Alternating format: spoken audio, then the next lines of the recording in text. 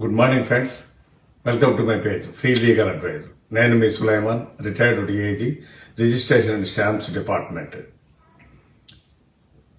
సాధారణంగా ప్రజలు తమ పనుల నిమిత్తం గవర్నమెంట్ ఆఫీసెస్కు వెళ్లాల్సి వస్తుంది.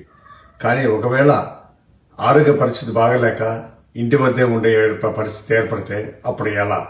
రిజిస్ట్రేషన్ శాఖలో దీనికి ఏమైనా పరిష్కారం ఉందా అని అడిగారు. అవునండి, రిజిస్ట్రేషన్ శాఖలో ఇటువంటి సమస్య వచ్చినప్పుడు పరిష్కారం ఎప్పటి నుంచో ఉంది.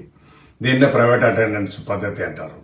అంటే ఒక వ్యక్తికి ఒళ్ళు బాగాలేక ఇంటి దగ్గర ఉండడము, లేక కాళ్ళు చేతులు విరగడం వగైరా లాంటివి జరిగి బెడ్ రెడెన్ అయిపోవడము, లేదా హాస్పిటల్లో ట్రీట్మెంట్ తీసుకుంటూ ఉండడము, లేదా జైల్లో ఉండడము తటస్థిస్తే ఆ వ్యక్తి రిజిస్టర్ చేయడానికి ఈ ప్రైవేట్ అటెండెన్స్ పద్ధతి ద్వారా వెసులుబాటు కలిగించారు. దీనికి కావాల్సిందల్లా ఒకటే, డాక్టర్ సర్టిఫికేట్ ఎంటర్ చేసి 10,000 రూపాయల ఫీజు కట్టి ప్రైవేట్ అటెండెన్స్ చేయవలసిందిగా రిజిస్టరింగ్ అధికారిని కోరుకోవాలి.